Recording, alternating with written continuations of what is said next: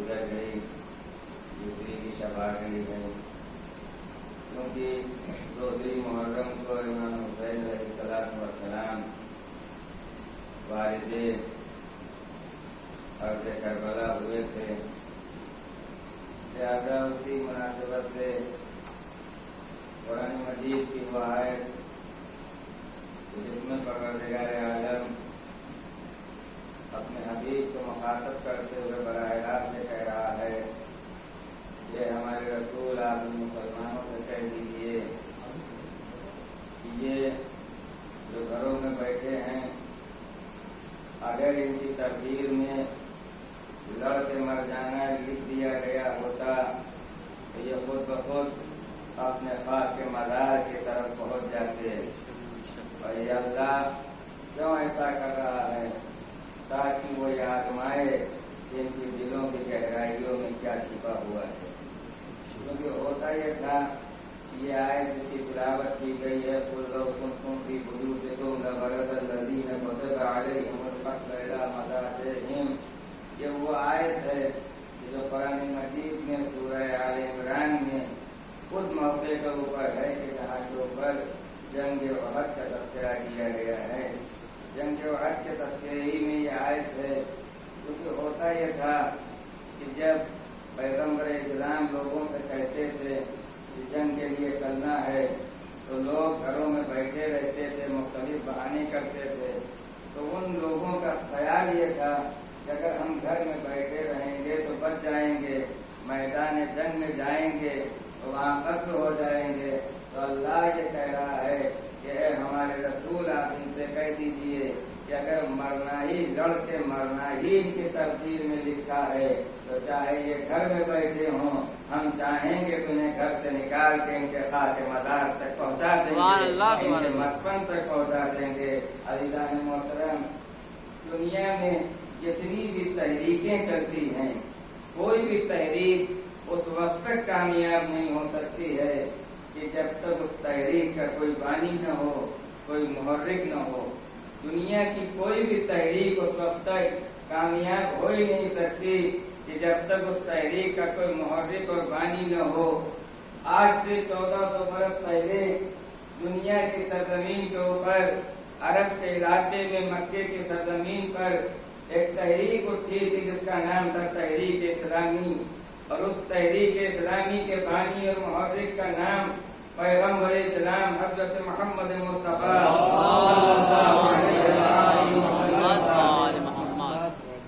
دنیا کی تحریکیں جب بھی کامیاب ہوتی ہیں تو بانی تحریک اور محرک کے خلوص کے اوپر اس کا دار و مدار رہتا ہے۔ کبھی کبھی دنیا میں ایسا بھی ہوتا ہے کہ تحریک تو بہت دوروں پہ چلی، مگر چند سال کے بعد اس تحریک نے دم توڑ دیا، وہ مردہ پڑ گئی۔ تحریک مردہ کب ہو جاتی ہے؟ تحریک مردہ اسی وقت ہوتی ہے کہ جس تحریک کا کوئی محرک اور بانی اور ذمہ دار نہیں ہوتا ہے۔ جب بانی ختم ہو جاتا ہے تو تحریک بھی مردہ ہو جاتی ہے، تحریک بھی ختم ہو جاتی ہے۔ تحریک ختم ہونے کا دوسرا سبب یہ ہوتا ہے کہ تحریک اس وقت ختم ہو جاتی ہے کہ جب تحریک چلانے والے کا مقصد پیچھے ہو جاتا ہے، ضرورتیں آگے آ جاتی ہیں۔ اے صلوات بھیجئے محمد نہ جانے دنیا میں کتنی تحریکیں چلی اور نہ جانے کن کن لوگوں نے کیسی کیسی تحریکیں چلائیں، مگر دنیا کی ہر تحریک کامیاب نہیں ہوتی۔ کیوں کامیاب نہیں ہوتی ہے؟ کامیاب اس لیے نہیں ہوتی کہ جب تک محرک اور جو بانی تحریک ہے، جب تک اس کے اندر خلوص باقی رہے گا تو تحریک کامیاب ہوگی۔ جب ضرورتیں مقصد کے آگے آ جاتی ہیں تو مقصد اور تحریک پیچھے چلی جاتی ہے، مقصد پیچھے چلا جاتا ہے، ضرورتیں سامنے آ جاتی ہیں۔ ایک وجہ ہے کہ ہندوستان کی سرزمین کے اوپر آزادی کے بعد ایک تحریک چلائی گئی جس کا نام رکھا گیا ترقی پسند اردو تحریک، اور اس تحریک کو چلایا گیا اردو کے فلاح کے لیے، اردو کو پھیلانے کے لیے، اردو کو سرکاری زبان کا درجہ دلانے کے لیے۔ مگر ہوا کیا؟ اس تحریک کا جو محرک تھا، جسے محرک بنایا گیا تھا، جو اپنے کو تحریک کا بانی سمجھتا تھا، جب اس ملک کا وہ سربراہ ہو گیا تو تحریک کا نام لینا ہی اس نے چھوڑ دیا۔ ایک صلوات کریے محمد والے محمد۔ لہٰذا کیونکہ اس کا مقصد تحریک چلانا نہیں تھا، اس کا مقصد اردو زبان کو کسی منزل تک پہنچانا نہیں تھا، بلکہ اس تحریک کے حال میں کسی بڑے مقصد کے اوپر فائز ہونا، کسی بڑے منصب کے اوپر فائز ہونا۔ جب اس منزل کے اوپر وہ پہنچ گیا تو پھر ڈاکٹر ذاکر حسین نے کبھی تحریک کا نام نہیں لیا، کبھی اردو کی ترقی کی بات نہیں کی۔ جب صاحب منصب ہو گئے تو پھر تحریک پیچھے چلی گئی، ان کا مقصد سامنے آ گیا۔ جب مقصد پورا ہو گیا تو تحریک خود بخود مردہ ہو گئی۔ آج بھی تحریک کے نام لینے والے ہیں مگر اس تحریک میں کوئی جان نہیں ہے، تحریک مردہ ہو گئی، اس لیے کہ جتنے تحریک کے چلانے والے تھے سب کے مقاصد آگے ہو گئے تھے، تحریک پیچھے ہو گئے تھے، مقصد پورے ہوتے رہے، تحریک ناکام ہوتی رہی۔ صلوات کریے محمد والے۔ لہذا کوئی بھی تحریک اس وقت تک کامیاب نہیں ہو سکتی کہ جب تک اس کا بانی نہ ہو، اس وقت تک کامیاب نہیں ہو سکتی کہ جب تک تحریک کے سامنے ضرورتیں آ کے نہ کھڑی ہوں۔ جب ضرورتیں آگے کھڑی ہو جاتی ہیں تو تحریک پیچھے چلی جاتی ہے، مقاصد اور ضرورت آگے آ جاتے ہیں۔ 1400 برس پہلے جو تحریک سرزمین مکہ سے لے کے پیغمبر اسلام اٹھے تھے، اس تحریک کی کامیابی کا راز یہ ہے کہ اس تحریک کے جتنے محرک رہے ہیں، جتنے بانی رہے ہیں، وہ اتنے خالص تھے، ان کے اندر اتنا خلوص پایا جاتا تھا، نیتیں اتنی صاف ستھری تھیں، پاک و پاکیزہ تھیں کہ تحریک اسلامی لے کے اٹھے ہیں تو یہاں ضرورتیں سامنے نہیں آ رہی ہیں بلکہ اپنی ضرورتوں کو تحریک کے اوپر قربان کیا جا رہا تھا۔ یہاں اپنی کوئی ضرورت تھی ہی نہیں، جتنی ضرورتیں ہیں سب تحریک سے وابستہ ہیں۔ جب تحریک سے ضرورتیں وابستہ ہو گئی ہیں تو اگر زندہ رہیں گے تو تحریک کے لیے، مریں گے تو تحریک کے لیے، اٹھیں گے تو تحریک کے لیے، بولیں گے تو تحریک کے لیے، اپنا کچھ نہیں ہے، اپنے ذاتی مفاد کے لیے کچھ نہیں کرنا ہے، جو کہنا ہے اللہ کی خوشنودی کے لیے کہنا ہے، تحریک اسلامی کے مفاد میں کہنا ہے۔ صلوات کریے محمد والے۔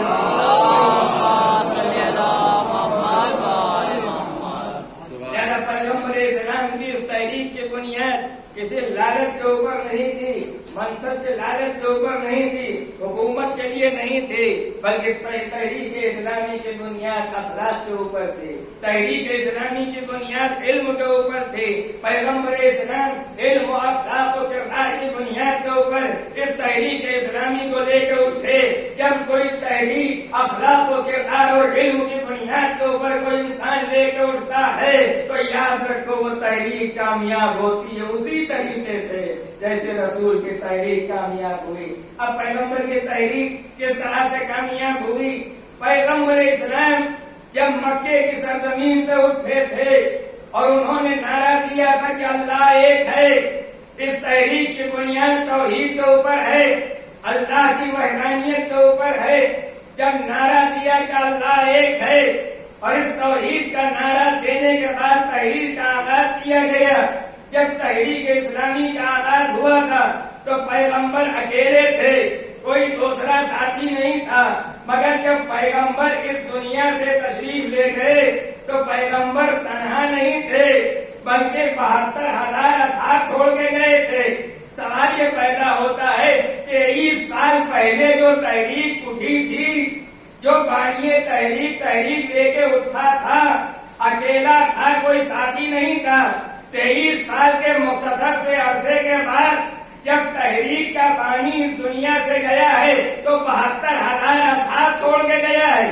72,000 اصحاب میں 40,000 عورتیں تھیں، 32,000 مرد تھے۔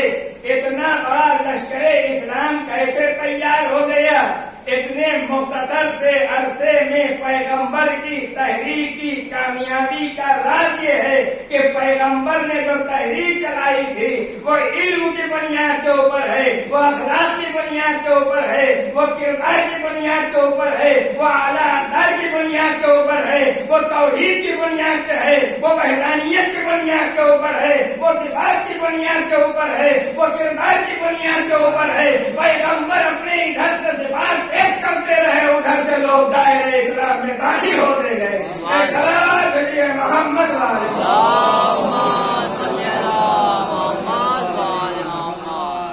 پیغمبر اسلام مکے کی سرزمین سے تحریک اسلامی لے کے اٹھے۔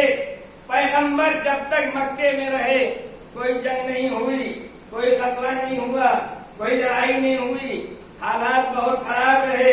پہلے یہ تحریک خاموشی کے ساتھ پیغمبر چلاتے رہے، اور اس کے بعد 40 سال کی عمر میں پیغمبر اسلام نے اس تحریک کا آغاز کھلم کھلا کیا، جسے اعلان رسالت کہتے ہیں۔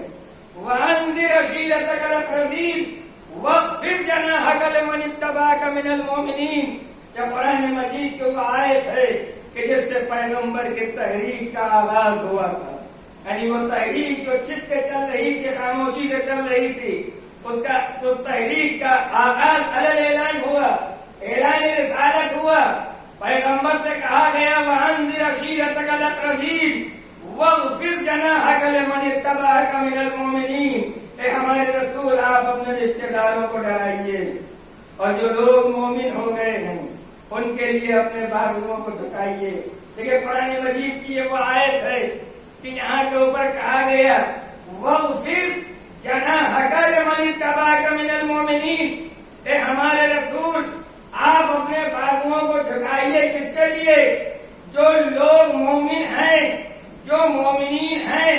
اگر واحد کا لفظ استعمال ہوتا تو یہ کہا جا سکتا تھا کوئی ایک ساتھی پیغمبر کا ہوگا، مگر جمع کا صیغہ استعمال کر کے بتا دیا گیا ہے کہ ابھی تحریک کا کھل کے آغاز نہیں ہوا، اور یہ کہا جا رہا ہے وَأَنذِرْ عَشِيرَتَكَ الْأَقْرَبِينَ وَاخْفِضْ جَنَاحَكَ لِمَنِ اتَّبَعَكَ مِنَ الْمُؤْمِنِينَ۔ اے ہمارے رسول، آپ ان کے سامنے اپنے بازوؤں کو جھکائیے کہ جو ایمان لے آئے ہیں۔ اس کا مطلب یہ ہے کہ اعلان رسالت سے پہلے ایک مومن نہیں تھا، پورا گروہ مومنین موجود تھا۔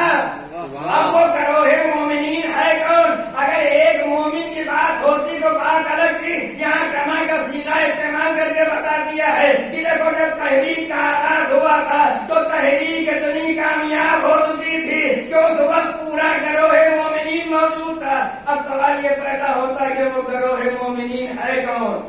وہ کون لوگ تھے جو تحریک کا جب کھل کے آغاز کیا گیا تو اسی وقت اللہ کہہ رہا ہے کہ وَاخْفِضْ جَنَاحَكَ لِمَنِ اتَّبَعَكَ مِنَ الْمُؤْمِنِينَ، یعنی مومنین کا پورا گروہ موجود تھا جن کے سامنے بازوؤں کو جھکانے کی بات کی جا رہی ہے۔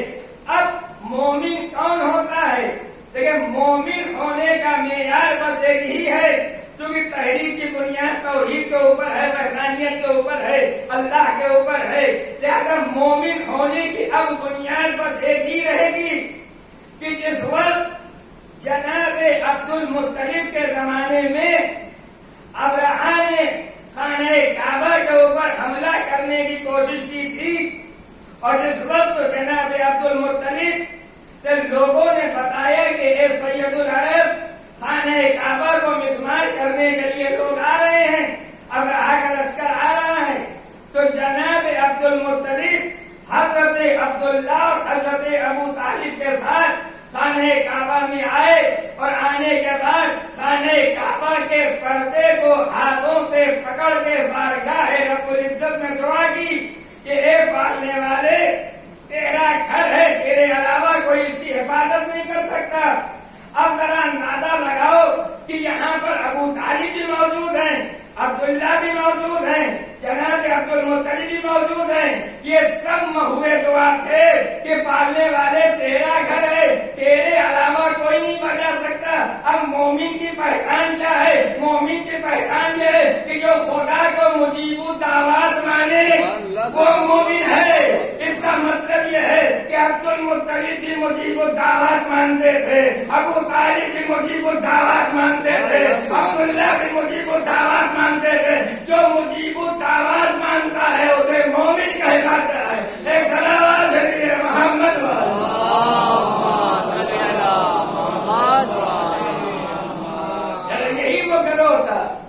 کے لیے حکم دیا گیا کہ ہمارے رسول آپ اپنے بازوؤں کو جھکائیے.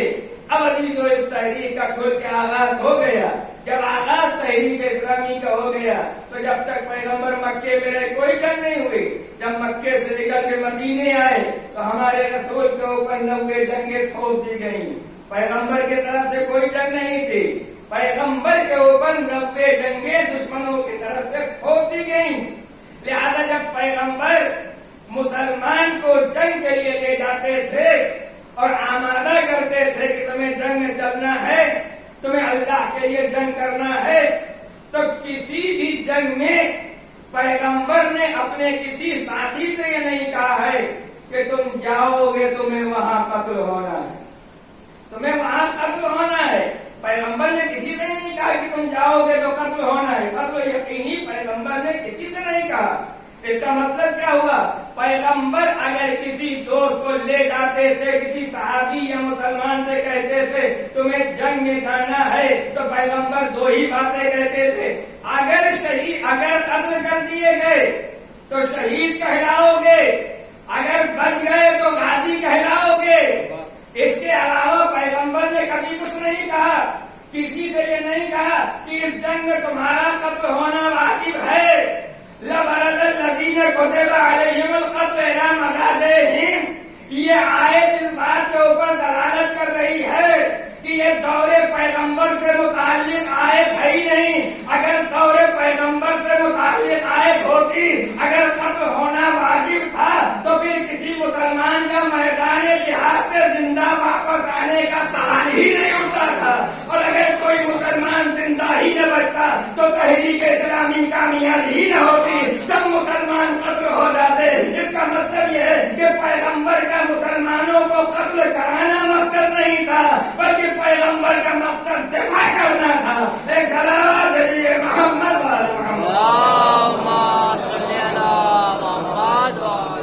پیغمبر مسلمانوں کو قتل کرانے کے لیے میدان جہاد میں نہیں لے جا رہے تھے, بلکہ دشمن جب حملہ ور ہو جاتا ہے تو پھر آپ کا حق یہ ہے کہ آپ اپنی جان کو بچانے کے لیے دفاع کر سکتے ہیں. دشمن جو کچھ کر رہا تھا وہ جنگ ہے, پیغمبر جو کچھ کر رہے تھے وہ دفاع ہے. لہذا پیغمبر اسلام دفاع کرتے رہے اور لوگوں سے کہتے رہے اگر قتل ہو گئے تو شہید, اور اگر بچ گئے تو غازی. اب اس کے بعد قرآن مجید کی ایک دوسری آیت ہے جس میں پروردگار خود کہہ رہا ہے وَمَا تَدْرِي نَفْسٌ بِأَيِّ أَرْضٍ تَمُوتُ. تمہیں نہیں معلوم تمہیں موت کہاں آئے گی, تم کہاں دفن ہوگے. تو ایک طرف یہ آیت ہے قُلْ لَوْ كُنْتُمْ فِي بُيُوتِكُمْ لَبَرَزَ الَّذِينَ كُتِبَ عَلَيْهِمُ الْقَتْلُ. اور دوسری طرف یہ آیت ہے وَمَا تَدْرِي نَفْسٌ بِأَيِّ أَرْضٍ تَمُوتُ. اس کا مطلب کیا ہوا؟ ایک آیت کہہ رہی ہے قتل ہونا واجب ہے, دوسری آیت کہہ رہی ہے کہ تمہیں نہیں معلوم کہ تمہیں موت کہاں آئے گی. اس کا مطلب یہ ہے کہ وَمَا تَدْرِي نَفْسٌ بِأَيِّ أَرْضٍ تَمُوتُ. یہ آیت وہ ہے کہ جو حکم عام رکھتی ہے, تمام مسلمانوں سے کہا جا رہا ہے تمہیں نہیں معلوم کہ تمہیں موت کہاں آئے گی, مگر كُتِبَ عَلَيْهِمُ الْقَتْلُ إِلَىٰ مَضَاجِعِهِمْ. یہ آیت حکم خاص رکھتی ہے, یہ تمام مسلمانوں سے مخاطب نہیں ہے, بلکہ کوئی خاص طبقہ ہے جس سے کہا جا رہا ہے کہ تمہارے لیے قتل واجب ہو گیا ہے اور تم گھر سے نکلو گے تو خاک مقال کی طرف نکلو گے. ایک صلوات علی محمد.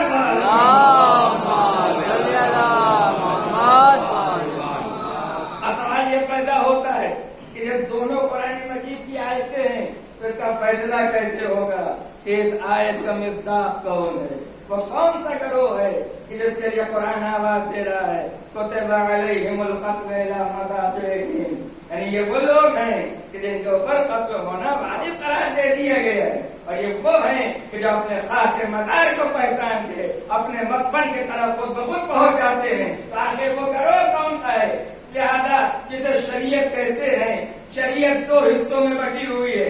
ایک کا نام ہے قرآن, دوسرے کا نام ہے سیرت پیغمبر. قرآن مجید کی بہت سی آیتیں ایسی ہیں جن کو اس وقت تک سمجھا نہیں جا سکتا ہے کہ جب تک پیغمبر کی سیرت سامنے نہ ہو, پیغمبر کی احادیث سامنے نہ ہو. لہٰذا جسے حدیث پیغمبر کہتے ہیں قرآن کی تفسیر اول کا نام ہے حدیث پیغمبر. اگر حدیث پیغمبر نہ ہو تو قرآن کی صحیح تفسیر ہم تک پہنچ ہی نہیں سکتی تھی.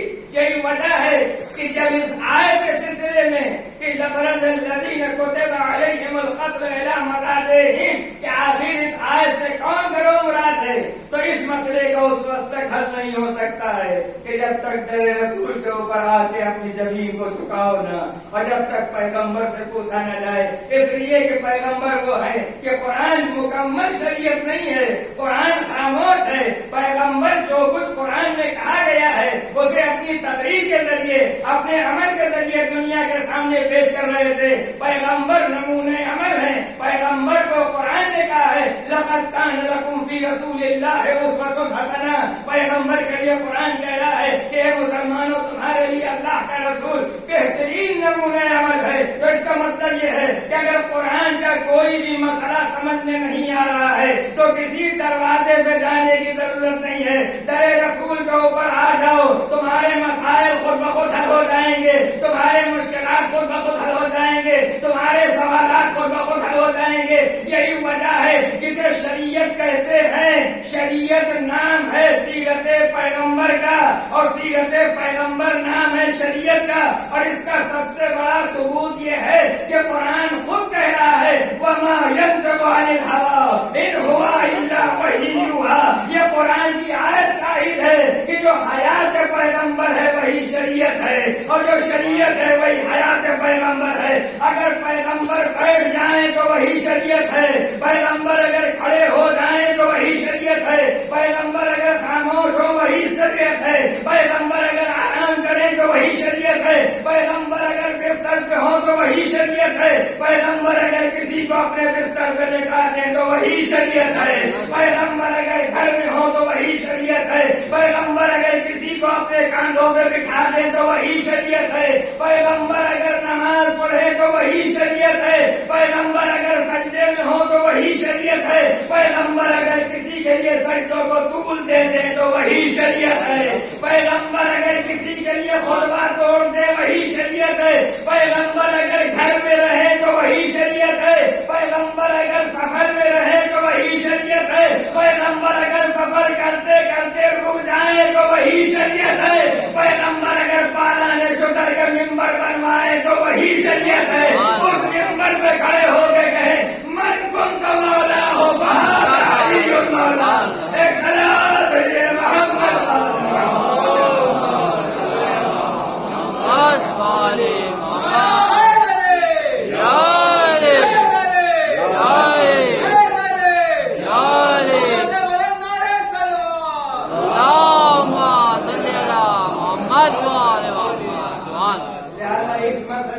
صحیح حل اسی وقت نکلے گا، اس آیت کی صحیح تفسیر اسی وقت معلوم ہوگی کہ جب ہم پیغمبر اسلام کی حیات طیبہ کا جائزہ لیں گے. دیکھیں حیات پیغمبر میں جتنی بھی جنگیں ہوئی ہیں، کسی بھی جنگ، حالانکہ حیات پیغمبر میں اصحاب رسول شہید ہوئے، انصار شہید ہوئے، مہاجر شہید ہوئے، رسول کے ساتھی شہید ہوئے، بدر میں بھی شہید ہوئے، احد میں بھی شہید ہوئے، خندق میں بھی شہید ہوئے، مگر کسی بھی جنگ میں آنے سے پہلے پیغمبر اسلام نے کبھی کسی ساتھی سے یہ نہیں کہا کہ تم چل تو رہے ہو مگر زندہ واپس نہیں آؤ گے، وہاں تمہیں قتل ہونا ہے، وہاں جان جانا ہے. کہیں کسی ساتھی سے نہیں کہا ہے. اس کا مطلب یہ ہے کہ یہ آیت کسی خاص موقع کے لیے اور کسی خاص گروہ کے لیے ہے. اب وہ موقع کون سا ہے؟ جب پیغمبر کی حیات اور آپ کی سیرت آپ کے سامنے ہے کہ پیغمبر اسلام ایک دن جناب ام سلمہ کے گھر تشریف لائے، اور لانے کے بعد ایک خاک کو جو اپنی مٹھی میں لیے ہوئے تھے اس خاک کو ام سلمہ کے حوالے یہ کہہ دیا کہ دیکھو یہ خاک کوئی اور خاک نہیں ہے، یہ اس سرزمین کے خاک ہے کہ جہاں میرا لال حسین 3 دن کی بھوک و پیاس میں شہید ہوگا. اس کا مطلب یہ ہے کہ پیغمبر کو صرف حسین کی شہادت ہی کی خبر نہیں تھی بلکہ مدفن کی بھی خبر تھی، اس جگہ کی بھی خبر تھی کہ جہاں حسین کا سر تن سے جدا ہوگا. بس یہی وہ واقعہ ہے جو قل لو کنتم فی بیوتکم لبرز الذین کتب علیہم القتل الی مضاجعہم. اس آیت کی صحیح معنوں میں تفسیر ہے. ارے دنیا کا کوئی واقعہ ایسا نہ ملے گا کہ جس کے لیے انبیاء نے کہا ہو کہ یہ رونما ہوگا، یہ قتل ہوگا، یہ شہادت ہوگی، یہ شہادت علماء واقع ہوگی۔ اگر کوئی واقعہ دنیا میں ایسا گزرا ہے کہ آدم سے لے کے خاتم تک نے بیان کیا ہو تو وہ کوئی واقعہ نہیں ہے سوائے واقع کربلا کے اور شہادت امام حسین کے۔ ایک صلوات علی محمد والے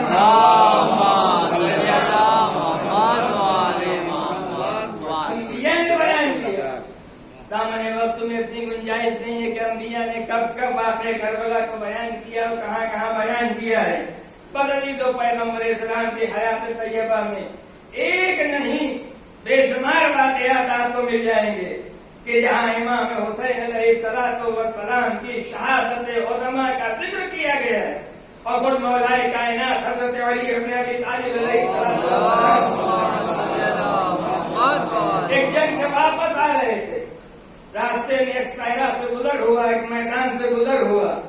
مولا کائنات اپنے ساتھیوں کے ساتھ بیچوں بیچ میدان میں کھڑے ہو گئے، ٹھہر گئے اور ٹھہرنے کے بعد ایک مرتبہ آپ نے اپنا امامہ اتار دیا اور امامہ اتارنے کے بعد آسمان کی طرف چہرے کو کیا، دونوں ہاتھوں کو اٹھا کے کہا اے ابا عبداللہ صبر کرنا، اے میرے لال حسین صبر کرنا۔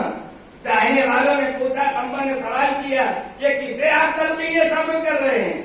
تو مولا کائنات نے جواب دیا یہ کسی اور کو نہیں، میں تلقین صبر کر رہا ہوں، یہ میرا لال حسین ہے جو اسی سرزمین کے اوپر 3 دن کی بھوک و پیاس میں شہید کیا جائے گا۔ میں اپنے لال حسین کو تلقین صبر کر رہا ہوں۔ ابھی جو امام حسن کا زمانہ آیا، امام حسن علیہ السلام جب اس دنیا سے جا رہے تھے، وقت آخر تھا، جناب ام فلوہ سرانے کھڑی تھی، ایک چھوٹا سے بچہ ہے جو پائتی کھڑا ہے، جو ابھی تھوڑی دیر کے بعد یتیم ہونے والا ہے، اس کے سر سے باغ کا سایہ اٹھنے والا ہے، اس کے سامنے جو مسائل تھے اس کا وہی تصور کر سکتا ہے جو یتیمی کے منزل سے گزر چکا ہو۔ وہ کمسن بچہ باپ کے پائتی بیٹھا ہوا ہے، شریک حیات سرانے کھڑی ہوئے، سر جھکائے ہوئے۔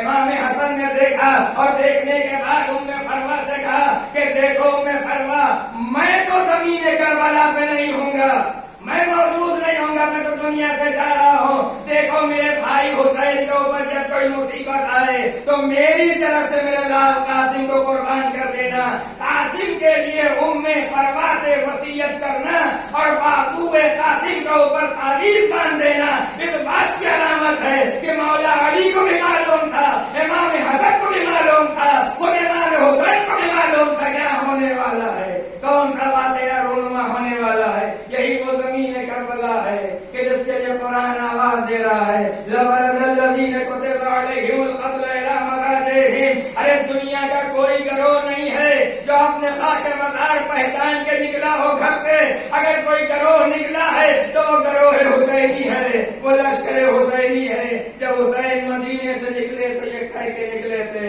میں جا رہا ہوں، واپس نہیں آؤں گا، جو میرے ساتھ جائے گا وہ شہید ہوگا۔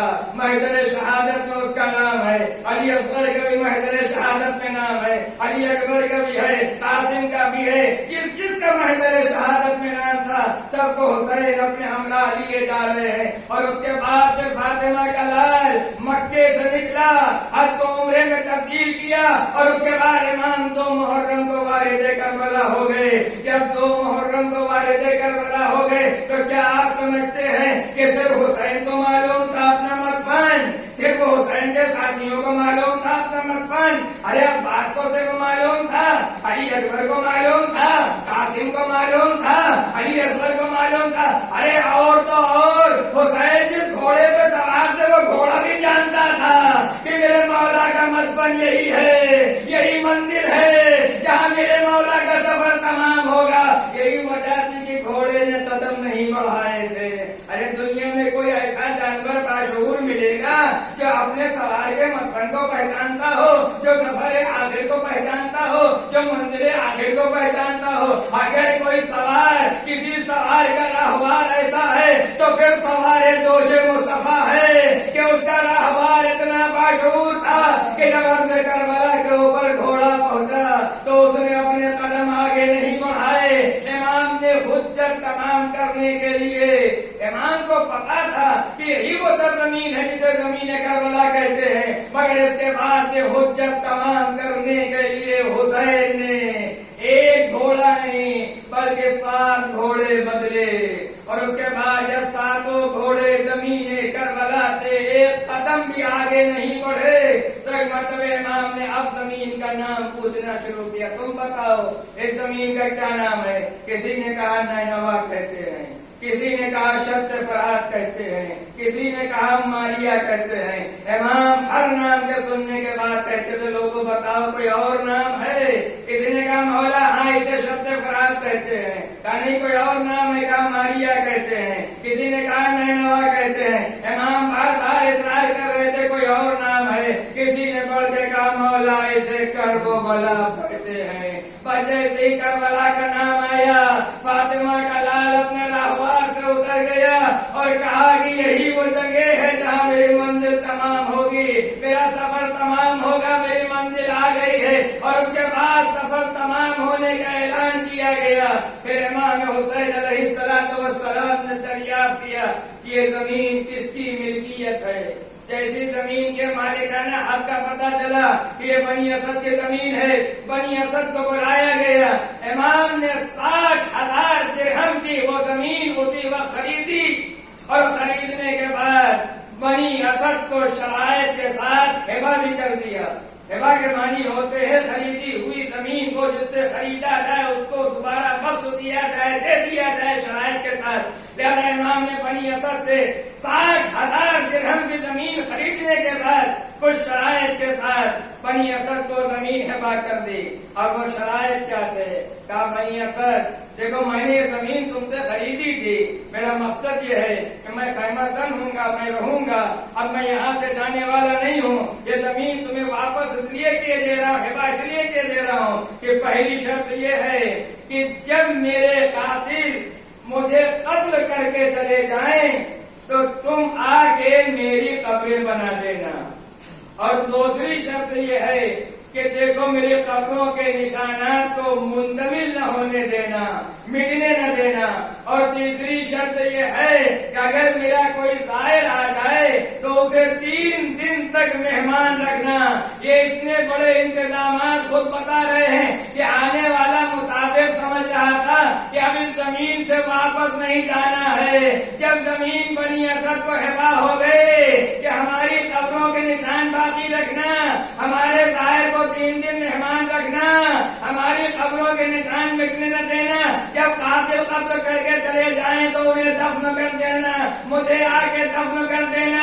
جب شرطیں منظور ہو گئی تو امام نے زمین کو ہبہ کر دیا، انہیں ہم زمین واپس کر دی، اور اس کے بعد جب بنی اسد جانے لگے تو امام بنی اسد کی عورتوں کی طرف مخاطب ہوئے، کہا دیکھو اگر تمہارے مرد خوف محسوس کریں میری شہادت کے بعد دفن کرنے کے لیے نہ آئے تو دیکھو تم اپنے مردوں کو آمادہ کرنا، انہیں جوش دلانا، وہ آگے ہمیں دفن کر دیں۔ اور اس کے بعد امام بنی اسد کے بچوں کے طرف مخاطب ہوئے، آواز دی اے بنی اسد کے بچوں اگر تمہارے باپ نہ آئے، تمہارے بزرگ نہ آئے تو تم کھیلتے ہوئے آنا، ہمارے لاشے کے اوپر ایک مشتخان ڈال دینا۔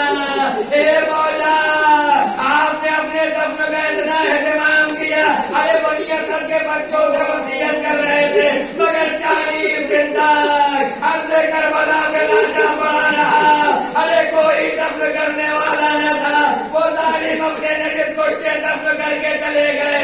فاطمہ کے لال کا لاشا 40 دن تک عرض کربلا پہ پڑا رہا۔ حضرت اللہ مجلس ختم ہو گئی، بس 2 جملے اور بات تمام ہو جائے گی۔ امام نے زمین کو خرید لیا، اب خیمے لگنے کی منزل آئی، خیمے کہاں لگائے جائیں؟ جناب عباس سے مشورہ ہوا کہ نہر کے کنارے خیمے لگائے جائیں تاکہ پانی لینے میں آسانی ہو۔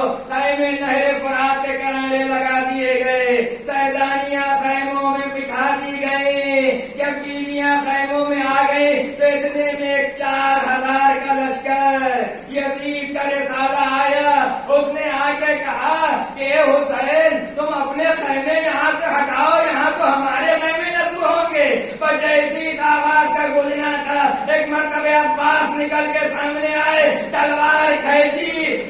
के ऊपर खत खींच दिया। कहा जालिमों तुम्हारे अंदर इतनी मजाल है कि तुम मेरे मौला के खैमों को हटाओ।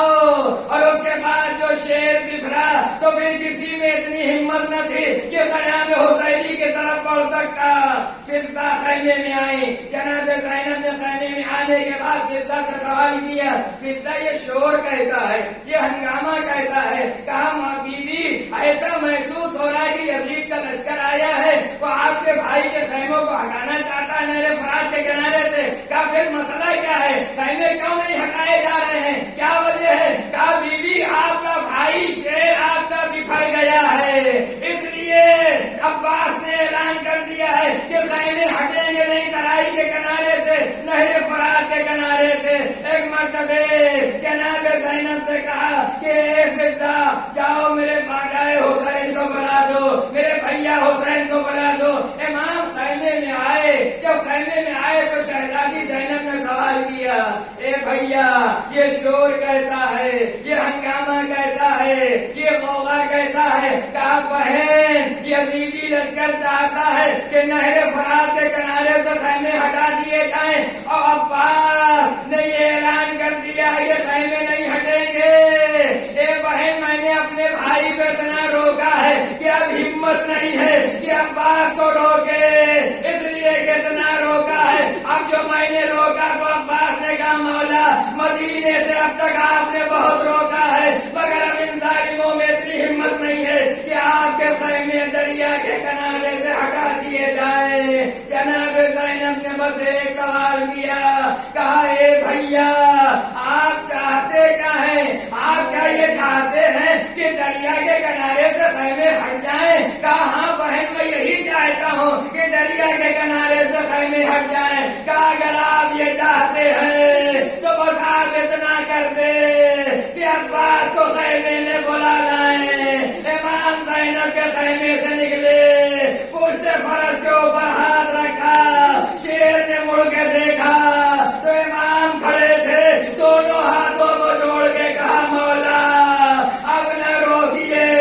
हुसैन ने सर झुका के कहा अब्बास अरे मैं खुद नहीं आया, मैं तो ज़ैनब का कासिद बन के आया हूँ। ए भैया तुम्हें बहन आवाज दे रही है। अब्बास खैमे में आए।